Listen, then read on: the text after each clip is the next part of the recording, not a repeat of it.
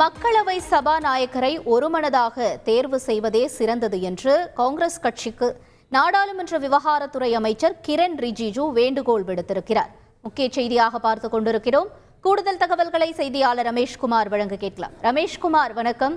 சபாநாயகர் தேர்தல் இந்த தடவை பார்க்கும் பொழுது எந்த அளவிற்கு முக்கியத்துவம் வாய்ந்ததாக பார்க்கப்படுகிறது? இப்ப 11 மணிக்கு தேர்தல் அப்படிங்கிற பட்சத்துல இப்ப இவர் கிரண் ரிஜிஜு அவர்கள் இப்படி ஒரு வேண்டுகோளை வைத்திருக்கிறார். என்ன நிலவுகிறது ரமேஷ்?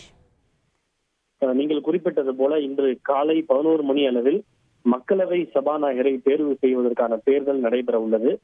அண்மை காலங்களில் மக்களவை சபாநாயகர் பதவிக்கு தேர்தல் நடந்து நாம் யாரும் பார்த்திருக்க முடியாது. கிட்டத்தட்ட 40 ஆண்டுகளுக்கு பிறகு மக்களவை சபாநாயகர் இந்த தேர்தலில் போட்டி என்பது ஏற்பட்டிருக்கின்றது.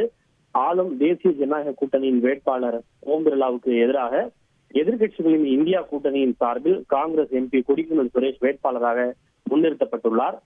எதிர்கட்சிகளுக்கு மக்களவை துணை சபாநாயகர் பதவியை வழங்கினால் நாங்கள் தேசிய ஜனநாயக கூட்டணியுடைய வேட்பாளருக்கு ஆதரவு அளிக்க தயாராக இருப்பதாக தொடர்ந்து எதிர்கட்சிகள் கூறி வருகின்றனர். இந்த நிலையில் தான் சற்று முன்னதாக செய்தியாளர்களிடம் பேசிய நாடாளுமன்ற விவகாரத்துறை அமைச்சர் கிரண் ரிஜிஜு மக்களவை சபாநாயகரை அனைவரும் போட்டியின்றி ஒருமனதாக தேர்வு செய்வதே சிறந்ததாக இருக்கும் என்று அவர் குறிப்பிட்டுள்ளார்.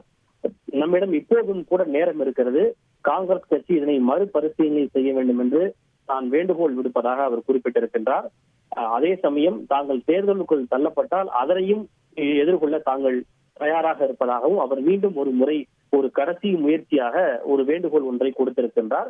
ஆனால் எதிர்கட்சிகளின் தரப்பில் தங்களுடைய நிலைப்பாட்டில் உறுதியாக இருக்கிறார்கள். அவர்களும் என்ன சொல்கிறார்கள் என்றால், இப்போதும் கூட இன்னும் நேரம் முடிந்து விடவில்லை. ஒருவேளை தங்களுக்கு துணை சபாநாயகர் பதவியை தருவதாக எதிர்கட்சிகளுக்கு ஆளும் கட்சி உறுதியளித்தால் நாங்கள் இப்போதே எங்களுடைய வேட்பாளரை திரும்ப பெற்றுக் கொள்கிறோம், நாங்கள் தீர்மானத்தை முன்மொழிய மாட்டோம் என்று அவர்களும் தங்களது நிலைப்பாட்டில் உறுதியாக இருக்கின்றனர்.